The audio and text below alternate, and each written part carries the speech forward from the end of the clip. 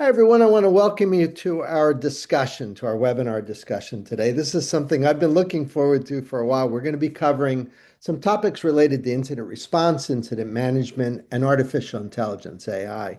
And in fact, we're calling this, well, in some sense, will AI potentially be the end of incident response? Pretty provocative question. I'm sure some of you listening would have an opinion about that. We hope you do. Our panelists are all experts in this area. We've invited some folks here who will have some, not just opinions, but also have a lot of experience in this area so that what they share, I think, is not based in any sort of guesswork or academics, but real day-to-day practitioner work. We've got a couple of our good friends from TELUS and my colleague Matt, who builds a wonderful platform that works in this area. And I'm Ed Amoroso. I've been in cybersecurity for 40 something years, was the CISO at AT&T for a couple of decades, and now run a research and advisory. And I teach over here at NYU in New York City, all in cybersecurity and AI. So this is red meat for me, this topic. I'm going to ask each of the three guys to say a couple things about themselves. Then we're going to get into the discussion here about trends in incident handling and management response and the impact that AI will have. But Carrie, we'll start with you. Why don't you say hello, Carrie, and tell us a little bit about your background? Hi, Ed. Thank you. It's a pleasure to be here with everybody today. And I'm the Chief Security Officer at TELUS. I've been in that role for about a decade. Before that, I spent 20 years at the Communication Security Establishment, which is Canada's Five Eyes National Cryptologic Agency, and did a variety of roles in signals intelligence and primarily cyber defense in my career. So I've seen the evolution of incident response, sort of over a 30-year arc. And yeah, it's more exciting now than it's ever been. You've got a good background for the discussion here, so welcome, Carrie. So glad you could make it today.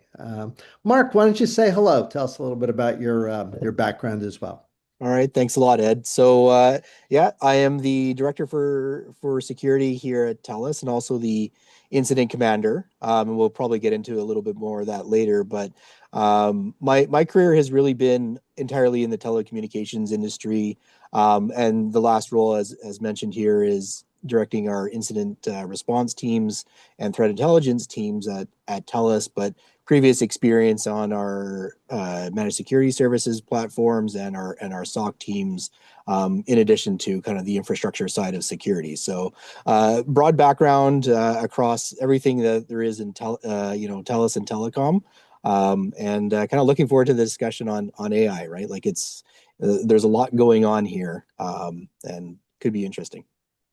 That's great. Again, you win the award for the coolest title, right? Incident Commander is definitely the coolest title. No good title goes unpunished, though. And last and definitely not least, my very good friend and colleague Matt, why don't you tell us a little bit about yourself and also a couple words about Breach RX? I think it'd be fun to hear about what you guys do. Yeah, thanks, Ed. Thanks for having me today.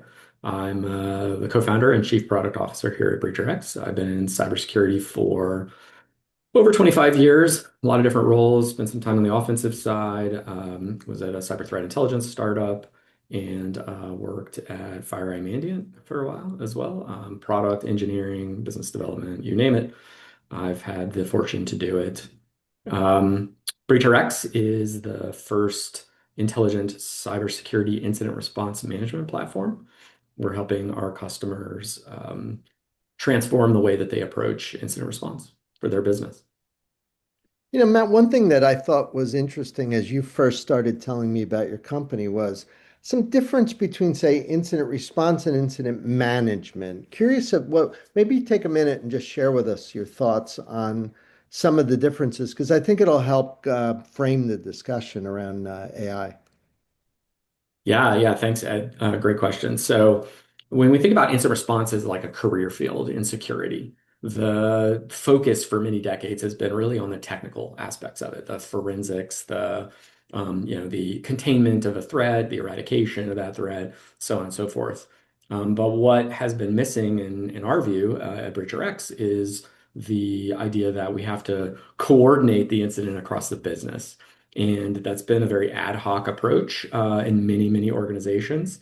And what's happened is folks like Mark have got these titles of incident commander, and the business is sort of expecting security to step in and own the incident across a business, but we haven't really focused on it as a discipline. If we think about it again as like a career field. And so at BreacherX, we just, we saw this need for helping our customers with managing the incidents and doing that collaboration across the whole business. So legal, compliance, comms, just any part of the business that is taking part in an incident, we have to approach that in a better way than we have in the past. That's the technology that we built. I think that's helpful. It's one thing that I think is awesome is I like the idea of, for Carrie and Mark, they're dealing day in, day out with incidents. Having sort of that platform and also practitioner perspective, I think will help. Now, I want to ask you guys about trends in incident. And, it's funny, Carrie, you've been at this a long time. You and I both a while. So I'm going to maybe start with you and ask, in terms of trends, I want to say that the default would be, oh my gosh, it's getting worse and worse and worse and worse. But when somebody asks you about trends and incidents, is there another way of looking at it? Are they shifting? Are they changing? When you fly at 50,000 feet over the last 3 decades, how might you characterize some of the trends that you see in the types of incidents that you deal with day in, day out? Certainly, I wouldn't say that it's worse. It's kind of like being in a sea of icebergs. There's some stuff that you see at the top, and then there's a whole bunch of stuff going on beneath the surface. And how I characterize it is I talk about, the era of sort of the first APTs, right? The PRCs, economic espionage and intellectual property theft, breaking into high tech companies like Google and others, 15 years ago, there was that whole wave. And then a bunch of things happened, in technology and in politics, and that sort of went away for a little while, and it was replaced by cybercrime and ransomware. And we had a huge ransomware epidemic. And that now, has tailed off a bit as organizations have gotten the proper security controls and employee training and all those types of things into the environment. But now, especially in the past, 18 months, we are seeing the new era of prepositioned destructive capability. So the Volt Typhoons, the Salt Typhoons, residential proxy networks, and really, edge case attacks on the supply chain, on third parties, on software and backdoors. So, it is probably as bad as it's ever been. The second point that I would make is that, some people consider an incident to be any alert that your SOC gets, and I've never looked at it that way. Like if someone clicks on a phishing link, it's not an incident. We're talking about the big whales that you gotta, or maybe the big great white sharks that are out there. So at the beginning of my decade with TELUS, we hardly ever had those. We might have had one or two a year, but now we're in them almost all the time. And I don't think that that's unique to us. All my counterparts in the telecom industry and critical infrastructure and in high tech in particular are kind of in this incident response mode all the time these days. Mark, I want to ask you a little bit about tools and people and so on, because in the context of what Carrie was sharing, you're a commander, so you get to kind of figure out how we're dealing tactically with these things in real time. Yeah. When you were starting out, was it more people and is it more tools now, or is it hybrid? Like as you're doing it, what are you commanding? Is it this hybrid mix of technology and people? Because we want to sort of guide that to set up how we would position AI in that context. But tell us what we're positioning AI into. What is it you're using? Okay. So I mean, if you I guess ultimately it is always all three, right? There's always some sort of people, process, and technology at play here. One alone is not enough, and whether you're going backwards or forwards here in time, whether it was building a data analysis in a spreadsheet, right? Like that is a good stalwart companion no matter what, because you're always going to get somebody with a CSV, but you can process that perhaps a year or two ago, if you had a large data set, maybe you're using some ML to churn through a lot of data. And then now we're kind of pushing that a little bit closer to the AI front, right? Where you've got tools that are ingesting a large amount of this data and already providing you the answers. So when you think about it from tools perspective with AI, nearly every single security vendor has an AI module about to come out or being included with their project to assist, right? To assist those practitioners to get to an answer quicker, and leverage, processing a lot of data one way or another, right? Whether it's the alerts through the platform or whether it's an ingest rate or looking at a data set, and that is true for sure, right? So I think the tools are getting faster and better, and perhaps even more ubiquitous, right? Like, going through an AI ML model, that's great, but that it takes effort, takes dedication, takes some research skills to have built up that knowledge set. But if you've got AI at this point, you've got a pretty easy opportunity to process at least some data and get something out. You still got to check Mark, it, but where some of that work might have been done by tier one analysts or responders, or like I teach over here at NYU, some of the kids right out of school coming in. Do you think that those jobs probably might be supplanted at some point by automation, where maybe you'd come in as an apprentice and learn, but that sort of tier one, do you think that that goes away, or is that overblown? ah, I mean, let's be honest. I think there's definitely some evolution to what does tier one become, Yeah. right? We kind of talked about at the beginning here, some level of, the the number of incidents that we're working on that are true incidents are increasing, right? So the level of effort is more than it was, and it's less. It's more complex, I should say. It's less about like a simple phishing email. So if we can completely churn out simple phishing through automation and AI, great. That now frees up those tier one team members to do something a heck of a lot more interesting than processing yet another email phishing request that came in of the 200, right? So I, those entry roles still come. You still need them. Somebody's got to start somewhere, and you got to, it'll just be the next round of tools that support like the bigger picture. That's very helpful. Matt, when I first started thinking about incident response, I noticed that people would call a vendor after they had an incident. It's like, you'd call, buy fire insurance after you had a fire kind of thing. I'm assuming that's all changed. Are we at the point now where the kind of thing you do is pretty ubiquitous? Like, do you find that almost everybody from all different sizes, sectors, and shapes are attending to incident response properly, or do you think there's still people who haven't gotten this yet?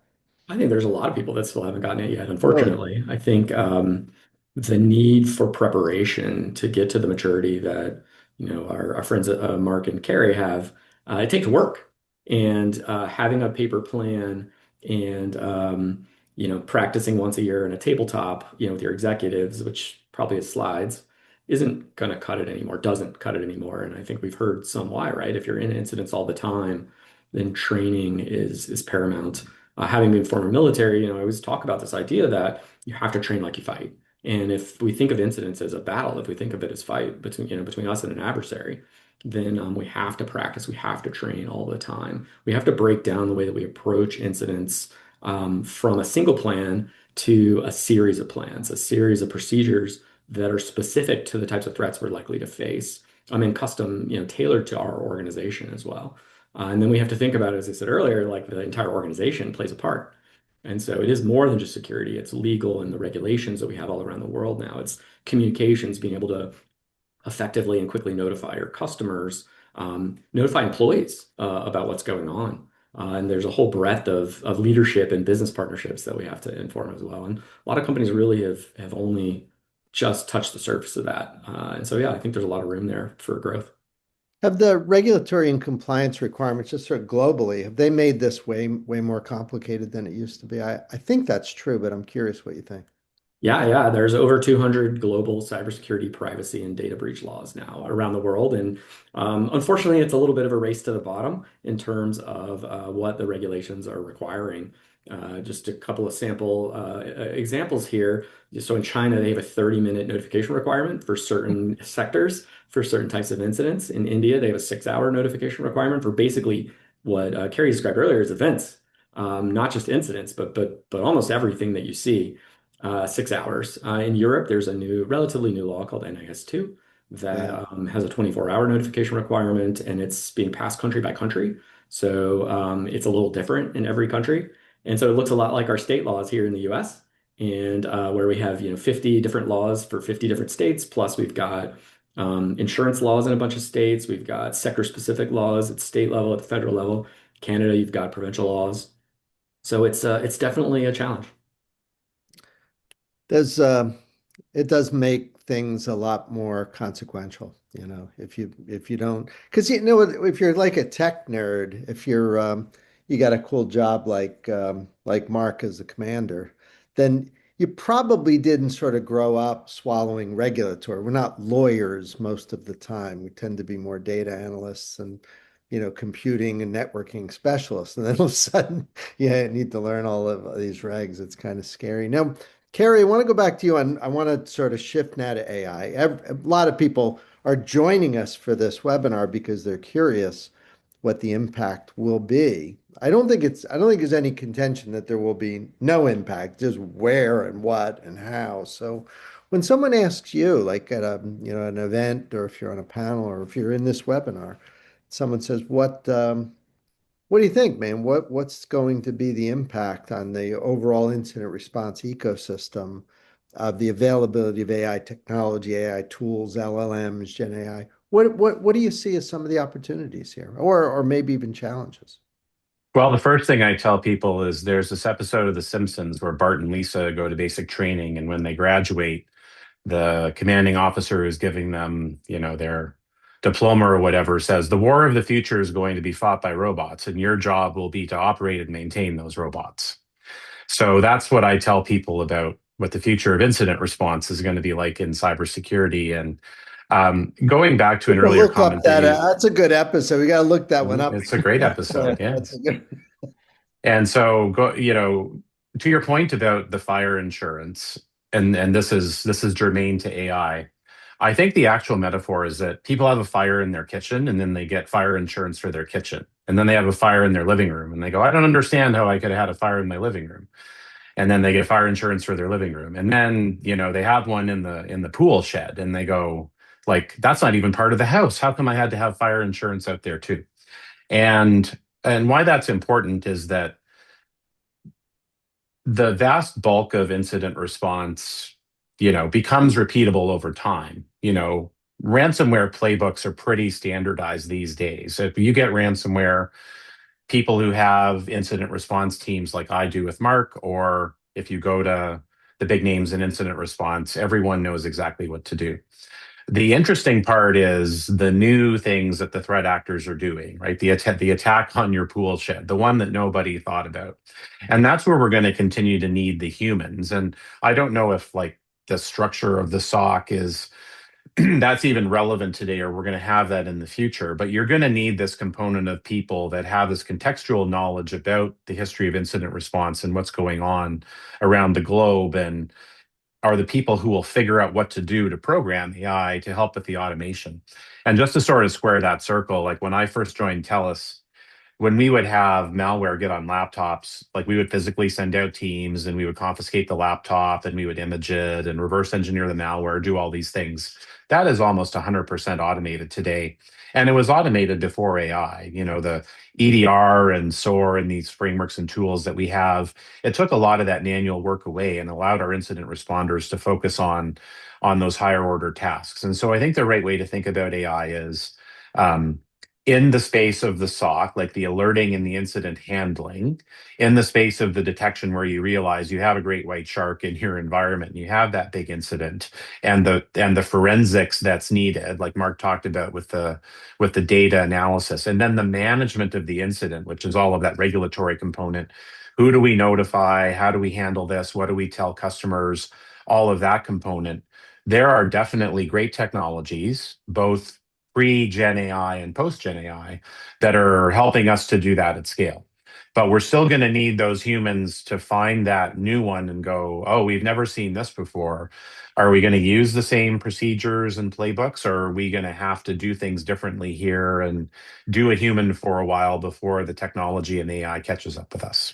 So definitely not evil to automate manual tasks. I completely concur. And you're right. There'll be a place for, humans like all of us to to do what we're good at, and generally that's to provide judgment and also to connect with other human beings. That's something that workloads are not good at.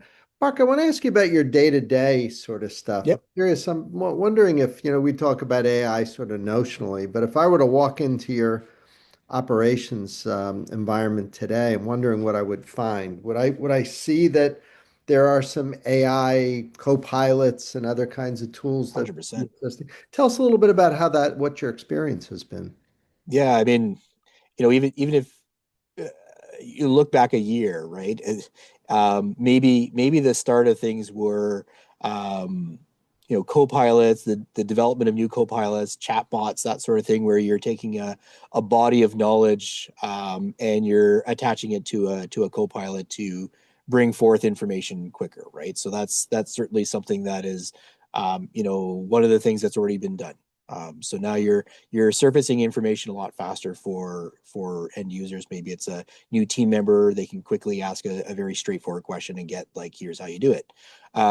To now building, we already talked about the integration of AI into platforms. That's fine. We're going to put that on the side. But if we're talking about what do we do with AI, as a lot of it ends up with enrichment or hypothesis building.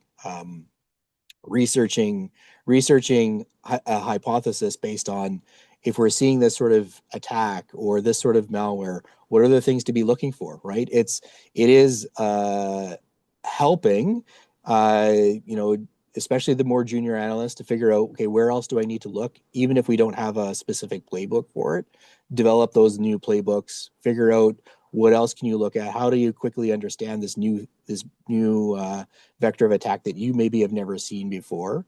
And then also helping to build code to get better enrichment out of systems that have never been connected before, right? So, thinking about it just from a very basic vibe coding perspective, right? You have analysts or research team that don't spend a ton of time coding, but they can crank out some code now that will be able to connect to a system and get the information they've never had easy access to before. And you can tie that all together in the various security platforms and through enrichment and get us an answer much quicker. That's what we're trying to do, right? Get to the point where we have an answer to the incident and build a story from A to Z, right? It's not just, here's what happened today. It's why. Why did it happen? And being able to get that story quicker is more important. Do you see the rate of innovation here being pretty high? Like I know Oh yeah. some vendors here listening who do SIM or EDR or something, they'll be mad at what I'm about to say, but it seems like SIM is a SIM is a SIM is an EDR is an, they just seem like that technology for the most part is somewhat predictable. But in AI, it seems like the change is pretty rapid here. Like every week, I'm hearing about some new capability. You guys noticing that too? It makes it harder to kind of stabilize or standardize on one thing? Are you constantly trying new things there? Um, okay. No, I mean, absolutely. There is something new coming all the time, but a sim is a sim perhaps, but when you start coupling that with some of the language models, large language models, then and AI that's being built on top, now you're surfacing information a lot quicker and a lot deeper than just an alert. Just tying some alerts together, that's great. I kind of talked about additional enrichment before, so you're still using that sim as the center, and you're enriching much more than you've had before. I know it's like a never ending game, right? Because the business is building yet another system that hasn't been connected yet, and you need to add that, and it's producing new output that hasn't been parsed yet, and you still got to figure out what to do with it to tie it all together. So it is a bit of a cycle. Super interesting. Now, Matt, I'm curious how often, as you're talking to clients or to prospects, where you're, just getting a sense of their needs and they're getting a sense of what you provide, how often does AI come up? Is it ever like one of the functional requirements that you're there to meet, or what's the context that, if ever, that it Yeah. comes up? I'm curious I mean, about that. it's funny. We see both sides of it. I mean, you see yes, you see an occasional functional requirement for um, AI integration, MCP, that type of thing. Um, but you also see a lot of jadedness, frankly, around AI and a lot of the marketing around AI and the definitions being very murky around AI. And so it's an interesting conundrum, I think, that we have as an industry in general in security, is we're always chasing vendors are always chasing the next thing. And so marketing language, maybe outruns the technology. But from our standpoint, we see AI as augmentation for customers. How do we help make our customers more efficient? As Mark and Gary talked about, how do we help them streamline what they want to streamline? I think I think you alluded to this, Ed. Like, if we think about the human brain power that we have focused on tier one, if we have the ability to take that brain power and move it up to what we sort of call tier two now, or even up to IR, that's huge for security. I mean, we talk about these shortfalls, whether we, and the number of people that are out there that are trained in this space, whether we believe the big numbers or not, there's a shortfall. And so if we can take the more junior folks or less experienced folks and move them up, I think it's a big win for the industry. Do you see incidents popping up that are AI initiated? Meaning, like I've had a couple of recent situations, like with Claude and other things, where there's this report that the attack was robots. I mean, we've known DDoS attacks are from botnets, so it's not like some brand new thing that automation comes after you. We get that. But the idea that there'd be some autonomy, where there's some intelligence involved in maybe driving some heuristic component to the attack.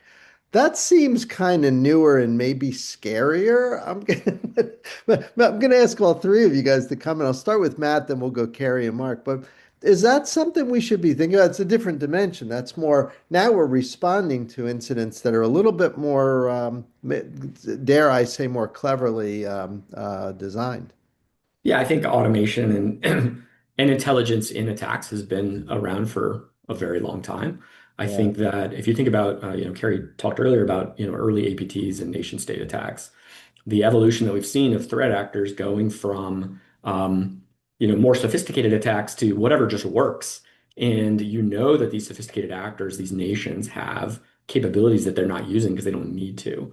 If we think Yeah. about that, and occasionally they come out. I mean, if you go way back, you think about Stuxnet as maybe one of the earlier examples where it sort of became public knowledge of this idea of intelligence in attacks, this fully automated intelligence in attacks. Um, and then, what we've seen is a proliferation of capability, right? So if everybody sees how that works, then everybody can jump on that bandwagon. And I think with AI, it's just going to accelerate even further. And so it's going to be accelerating in multiple dimensions. You're going to have more entrants and, more advanced, more APTs, more nation states, more criminals. I think the sophistication of attacks is going to go up because, as we saw with the recent React attacks, it took less than a day before they were operationalized and Yeah. used. So, Carrie, we've talked about responding with AI. What do you think? Is the attackers, are they creating incidents now that we need to respond to that are, in fact, have as their origin some neural network coming at us? In my opinion, there absolutely are. The conclusive evidence is a little bit harder to come up with, but I'll give you three examples. The first is we track at a very large scale across our vast telecommunications networks the indicators of all sorts of opportunistic cyber attacks, the spam and the phishing attempts and all that kind of thing. And we saw those numbers going down right before the introduction of Chat GPT. Then all of a sudden they went the other way in a direction at a faster exponential growth rate than they'd been going previously. So I think that answers the question for us. The second thing that we've seen is we started to see social engineering attempts that used to be single channel, like a voice phishing attempt or an SMS phishing attempt or an email, become multimedia campaigns in the sense that you could get fished and called and like something on your phone like all at the same time as part of the same incident. And I don't think that that was something that was possible before AI. Next, the SharePoint incident that we experienced this summer. If we compared the speed with which we saw the exploitation of that with the Microsoft Exchange incident from 2021. It was scales faster.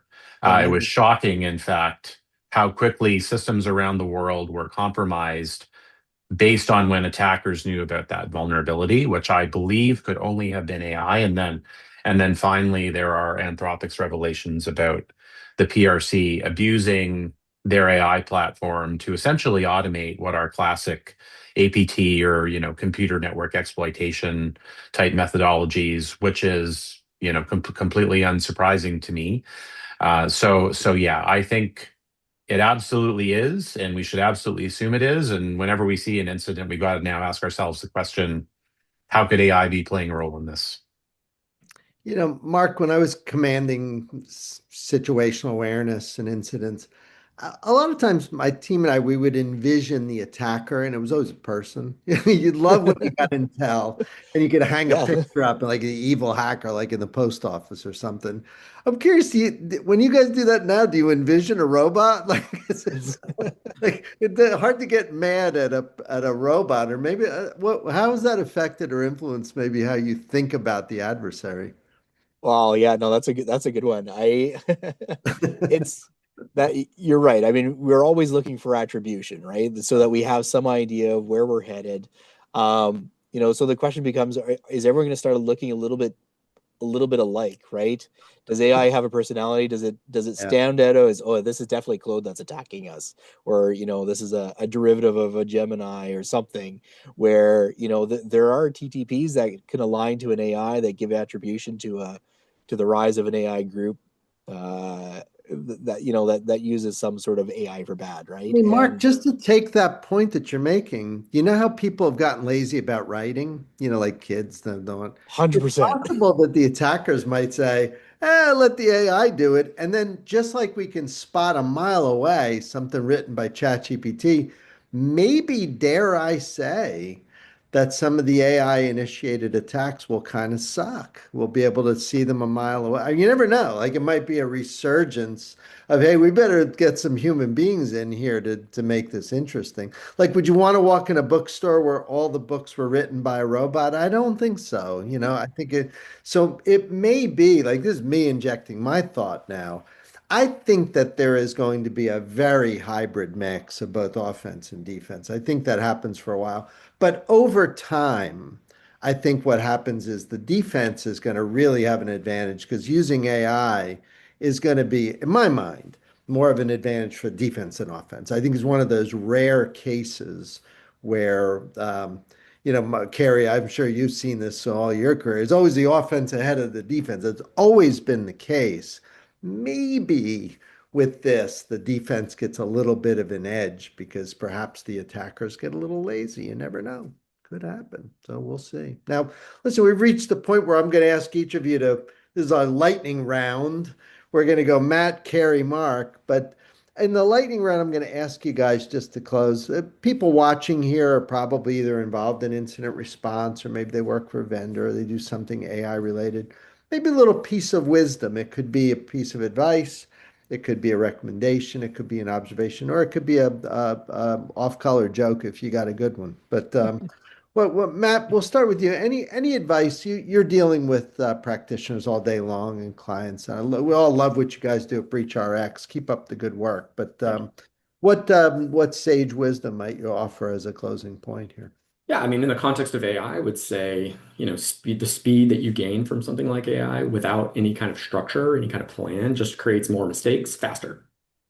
And so ultimately, regardless of your approach, you really need to take a step back and think through what you want to do, and then go build the technology for that. Otherwise, you're just creating more churn than you probably already have. If people are interested in getting more on BreachRx, is your website a good place for them to visit to get a little bit That's more? perfect. Yes. Thanks, Ed. BreachRx.com. BreacherX.com. Yeah. We'll hope that my command to each of you watching us right now, go spend a little time on BreachRx. Cool platform, and Matt's a good guy. So I hope some people go visit. Carrie, you've been doing this a long time. What kind of wisdom would you offer people watching us right now in this area? Don't forget the data, right? So going back to earlier discussion, you can't come in and say, I want to use AI to defend, but oh, I didn't actually like put any of my data anywhere that the AI can work on. So in the cloud and in SaaS platforms, data storage is expensive. And as a CSO or a CISO, you have to be strategic and selective about what you're choosing to store, what you're choosing to analyze, and for how long. So I would just tell everybody, think about that carefully, or hire some smart people who think about it all the time and can come in and advise you. And maybe just to dwell on that point for a moment, I know the SIM vendor that we use very well, and I asked them, like, at scale, I said, across your entire platform where you have hundreds of terabytes of data, like, what do people like me store in it?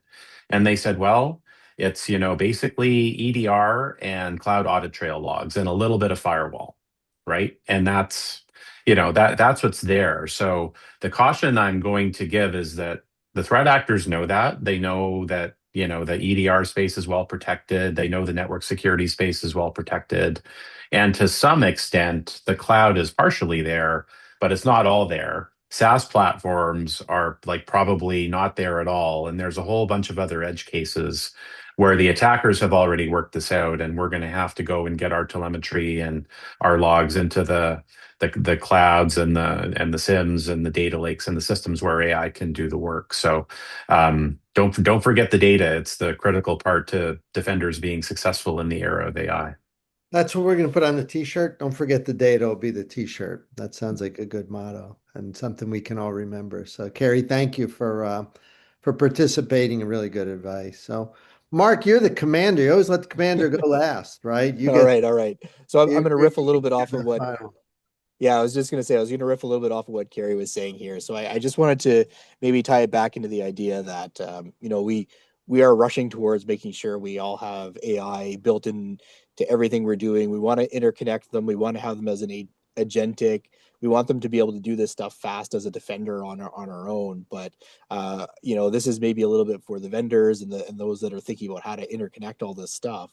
Let's make sure that those doors are really, really well sealed, and the identities and how we protect those agentic AIs are solid, so that we don't leave ourselves, with a massive backdoor that we haven't considered yet.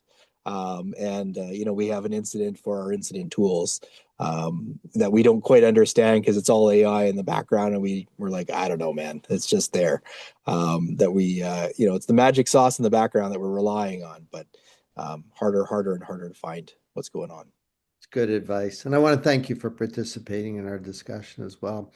Let me tie a couple of these themes together here. So as a researcher, as a analyst, also as a college professor, I see all these different perspectives on AI, in this case, in the context of incident response. My advice to people watching is, you don't want to go too much this way or that. Like I see some people go way off the deep end where AI is the end of humanity.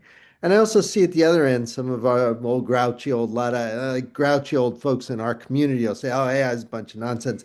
Neither of those are right. There's some balance in there where I think, finding the right role for AI, finding a way for it to take over tasks that we would like it to take over, and also to balance that with things that humans are better. That's where we're going. It'll be a nice balance but in the meantime, it can be very turbulent as things shift from these wild extremes from one to the other. I've been at this a long time, and usually the wild extremes are wrong, and we usually end up with some very good balance. I suspect that's what will happen here as well. So again, Matt and Carrie, Mark, I want to thank you guys for participating in the discussion.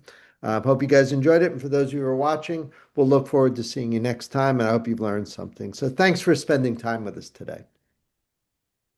Thanks, everyone. Thank you. Thank you.